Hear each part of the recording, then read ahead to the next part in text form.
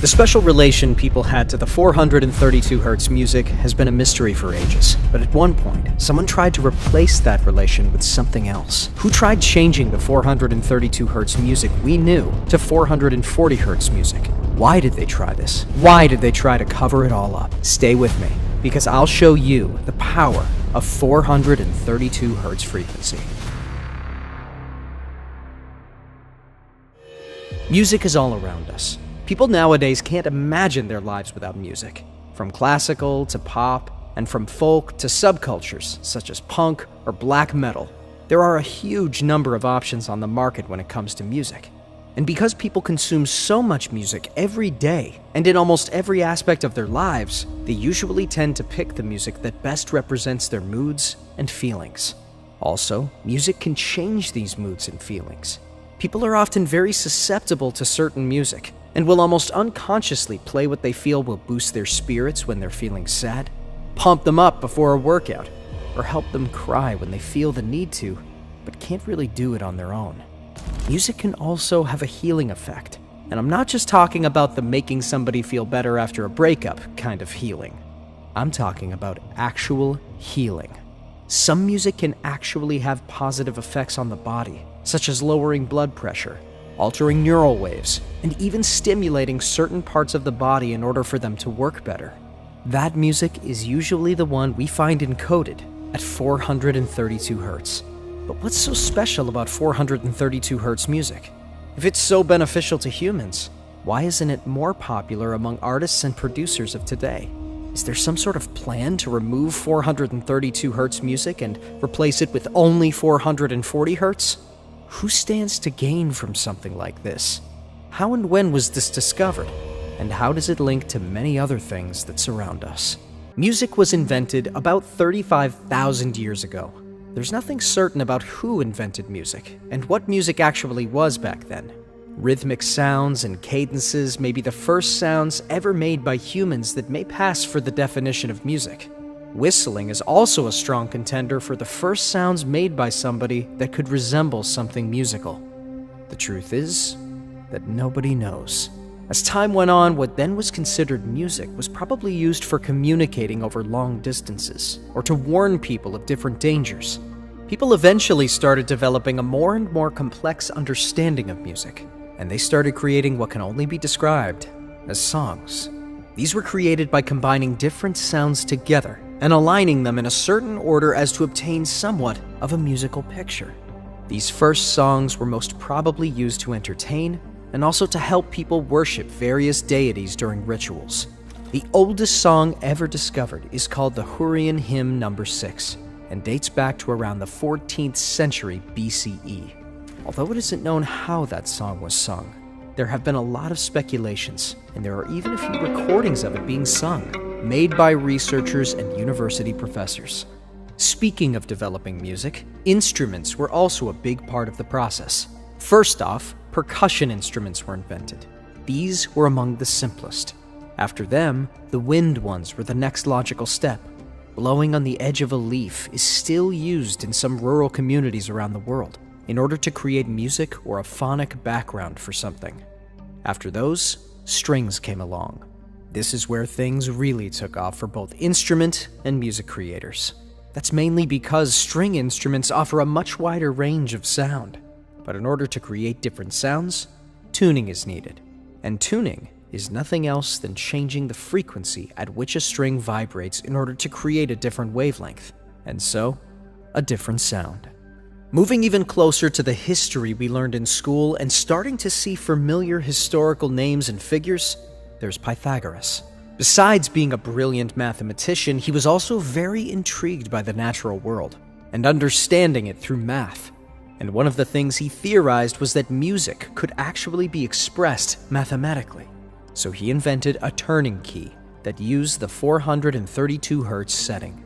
Granted, he didn't know what a hertz was, and didn't even have a functioning notion of seconds. Well, the definition of a second has changed greatly throughout history, but it's argued that the main idea started with the Greeks, such as Eratosthenes, Claudius Ptolemy, and Hipparchus, who were using a sexagesimal system, or a base 60 system, to basically divide the globe and they did believe in a round Earth at that point, to divide the circle of the globe into 360 degrees and then take different parts of the day and the Earth's rotation and break it down also into 60 divisions of 60 basically, which gives us basically our hours and our seconds of the modern day, more or less. But he used the ratio of C and A, where he defined any pitch as being C equals 1 and A equals 432. This means that, even without sophisticated measuring instruments, he managed to create a tuning system that was based on the 432 frequency. Another famous figure that used the 432 frequency was Giuseppe Fortunino Francesco Verdi, known for his operas Traviata, Rigoletto, and Aida. I'll just go through a little bit of a timeline here. First, let's start with, the classical composers, Bach, Mozart, Haydn, Handel. Well, at their time, there really wasn't a standardized pitch. You could travel from city to city, church to church, which usually would have an organ in them, and the tuning varied widely. But generally what's known is that the tuning that was used by these composers generally was much, much lower than what I played for you today as the modern pitch. So for example, both Handel and Mozart used a pitch which is actually even a little bit lower than the A432 that I played for you. Verdi asked for exactly this pitch of A432 as the natural scientific pitch. Verdi used the 432 tuning for practical reasons, rather than any other ones. That's because, as a composer, he saw that the pitch of A fluctuated greatly between 400 and 460 hertz. By this time, Hertz had proven that sound travels in waveform and was capable of measuring the frequency of these waves. So Verdi had some help in understanding how his music could be controlled and adjusted to his specific preferences. He did this with a number of his works in order to give them all the same feeling when being played in his home country of Italy as well as abroad. That's because many countries didn't use a standardized system for tuning their instruments at Verdi's time. France, for instance, used the 435 Hz frequency for their piano middle A. Over time, all of the music created had to align with the new 440 Hz standard frequency in tuning. That's because, starting in 1885, a revolution supported by some very serious lobbying was done in order for the 440 frequency to replace the 432. It all started with the Italian government. The Music Commission of this governing body in Italy decided to impose the rule that all orchestras and instruments in general to be tuned using a tuning fork that vibrated at the 440 Hz frequency. It isn't really known why this decision was taken. Some say in order to differentiate from the French, which was using the 432 Hz frequency. This way, Italian composers would gain a different sound than their French counterparts. Although unclear who was behind this decision, the USA followed soon after, through the Federation of American Musicians. They decided in 1917 to abandon any other tuning standard and adopt the 440 Hz one. This was a real blow for the 432 Hz supporters. More so, things got even worse when signatories from all over the world adopted the 440 Hz standard in 1939. It wasn't until 1939 that an international conference held in London recommended to use A440 as a compromise between the various tuning systems used at the time, some of which reached beyond 450 Hertz. In fact, the BBC required their orchestras to tune to A440 instead of A439 because 439 is a prime number, and that frequency was difficult to generate electronically with standard electronic clocks. And then again in 1953. That meant that all instruments had to be tuned using a mathematical ratio from the piano A, which was at 440 Hz. This ensured a standardization in what instruments, and consequentially music, sounded like, from Toronto to Tokyo. But not every musician is happy with this standard. That's because many believe that 440 is an unnatural frequency, arrived at randomly and without any scientific support. The 432 Hz frequency is more easily relatable. That's because it's derived from the 8 Hz frequency discovered by Otto Schumann and has been called the Schumann frequency, or Earth's frequency. It got that name because Schumann demonstrated that waves traveling from Earth to the ionosphere surrounding it do so at an 8 Hz frequency. So any multiple of that frequency, which 432 is for example, would be perfect for tuning any sound-emitting instrument. Even so, the 432 Hz frequency was out, and the 440 Hz frequency was in. Some say that there was even some great interest from people such as Rockefeller in this replacement. Some sources suggest that his interest was linked to the way that people responded to music tuned to the 440 Hz frequency. He suggested that it made people more susceptible to outside stimuli by weakening the body and easier to control. A similar theory exists regarding the Nazis, who may have wanted to control their population by song music made at that frequency. Sure, some people may dismiss these theories as simple conspiracies meant to demonize certain people. But the fact that the 440 frequency has been the standard for tuning instruments and so has influenced the entire music industry for generations still remains. As stated earlier, the 432 Hz frequency has been around for a very long time and has been used by many prominent figures in history, from mathematicians to musicians from all ages and parts of the world. All have had some sort of connection to this frequency. But what links can be found beyond mathematics and music? Turns out that the number 432 is quite often found in the things that are around us, and has been used for a very long time in various ways, from ties with architecture, medicine, and even with astronomy. Some people may say that when you set out looking for evidence of something you believe of being true, you will always find what you're looking for, even if you have to bend the truth sometimes, or ignore other relevant evidence to the contrary. But this isn't the case. That's because there are a lot of scientists out there that have, over the years, proven that the number 432 is actually pretty important. That's because it has links to a lot of other important phenomena from around the world. It even appeared in sacred writings.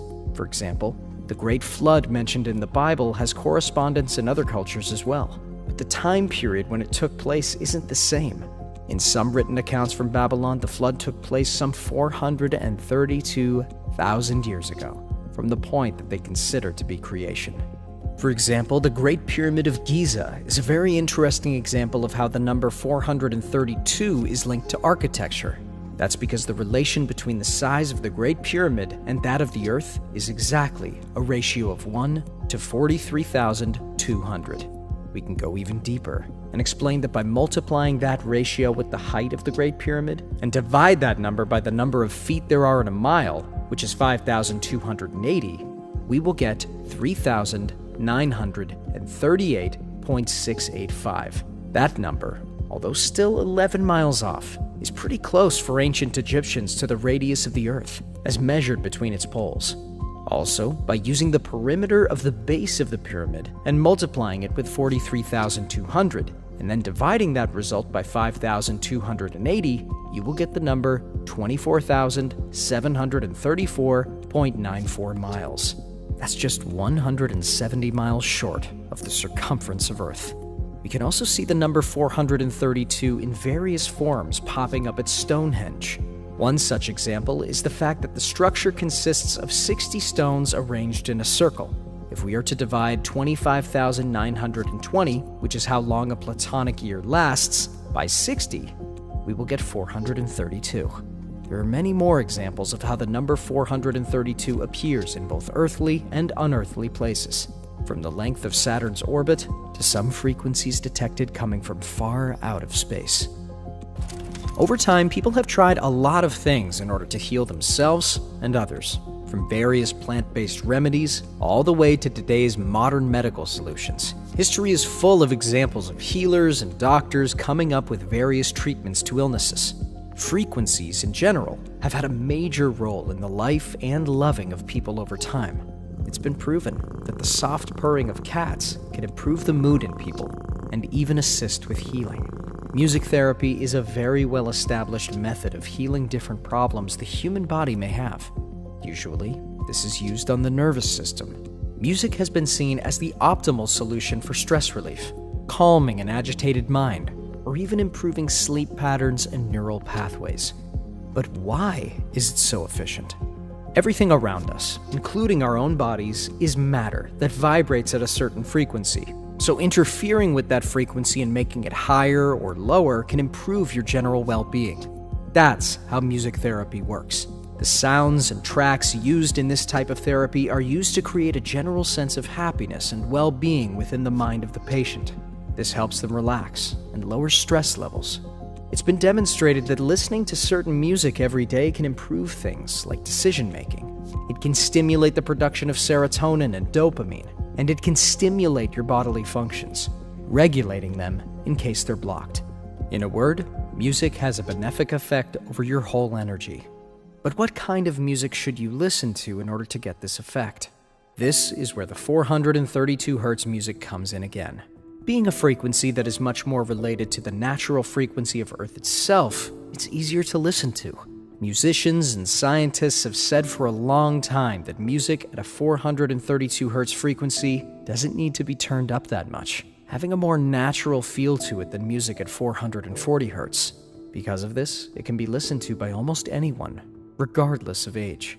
So it can be used for children or younger people to help regulate their sleep or lower their stress levels. It can also be used in older people that have a high blood pressure. Studies have shown that listening to this kind of music will help reduce blood pressure, improve circulation in your body, and reduce the risk of a stress-based heart attack. A documentary available on YouTube states that numerous studies on whether 432 Hz is better than 440 Hz have been conducted. 4 studies in particular were conducted by Italian researchers.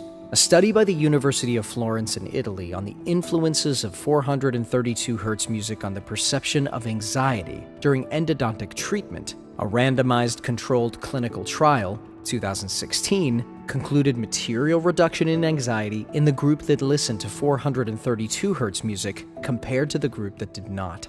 Another study performed at the University of Florence in Italy on music tuned to 440 Hz versus 432 Hz and the health effects, a double-blind crossover in 2019, involved 33 volunteers in a healthy condition. The results showed a material decrease in their heart rates from this blind study, and an overall preference by the participants to music in 432 Hz versus 440 Hz. Further studies performed at the University of Florence on music tuned to 432 Hz versus music tuned to 440 Hz for improving sleep in patients with spinal cord injuries, a double-blind crossover pilot study in 2020 involving 12 participants with spinal injuries provided with MP3 players loaded with their favorite music tuned to 440 Hz or 432 Hz. They were invited to listen to music for 30 minutes each day. After listening to music at 432 Hz, there was a significant improvement in sleep scores. Just another testament to the healing powers of the 432 Hz frequency. A lot of healers from all over the world have used 432 Hz encoded music coupled with other therapies, such as massages, or even more conventional means of treating patients. Some have also managed to see results when checking for how this type of music can affect the chakras and the flow of qi in the body. For instance, 440 Hz music, being a more aggressive kind, usually means that people need to focus more on listening to it and understanding it. That means that it stimulates the third eye chakra that is related to the rational side of the mind. 432 Hz music, on the other hand, being a softer kind of music, means that it is associated with the heart chakra, making it perfect for those who want to explore their sensitive side and meditate. Nobody is saying that listening to 432 Hz music can miraculously cure diabetes in people or restore damaged organs overnight. This music isn't a magic wand that you can simply wave over your affected area and make it brand new again. But 432 Hz encoded music can bring a state of calm and serenity, which has a lot of health benefits. And through constant use, it can have a lot of positive, long-lasting effects on the body. 10 or 15 years ago, finding music like this meant you had to special order it from the internet or go to special stores. Nowadays, it can be found almost anywhere. That's because there are many that have realized the importance of this frequency and the health benefits associated with it. There are a lot of musicians and therapists that upload such music on the internet in order to give people the opportunity to listen to it and make up their own minds about the help they can get.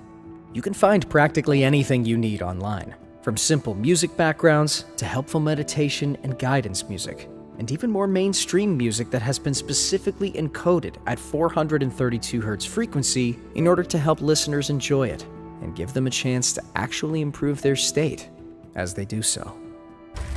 432 Hz music has been around for centuries, and it's not going anywhere anytime soon. That's because there's been a lot of research linked to it, and it shows that it actually has a lot of health benefits. That means that there are lots of people rediscovering its powerful healing abilities every day and making their way towards what can be a very strong revival of the phenomenon of using 432 Hz music in everyday life. Also, more and more music makers are adopting this frequency for their work. That's because they understand that this type of music is easier to listen to than other formats, and because they want to help the people that listen to their music be able to have a wonderful experience while doing that. Unfortunately, the mainstream music industry is still dominated by other encoding formats, mostly because retuning or buying new instruments may be quite difficult, and not to mention expensive. But there are still some very solid strongholds for the 432 format out there, from those that create music specifically for meditation, to those that take modern music and re-encode it, and even to those that choose to compose using this format. There are still enough people out there doing what they need to in order to keep the hope alive. We may not decipher all the mysteries of the 432 number and frequency. It's been a part of history for a very long time and will continue to mesmerize and fascinate many researchers all over the world. There will be many more articles written about it, studies and researches done, but the mystery is part of its charm. So maybe we should just accept that this is one of those numbers that simply exist in nature and is related to many things of importance, both in our day-to-day lives as well as on a higher plane, and try to use its powers as carefully as possible to the benefit of us and others.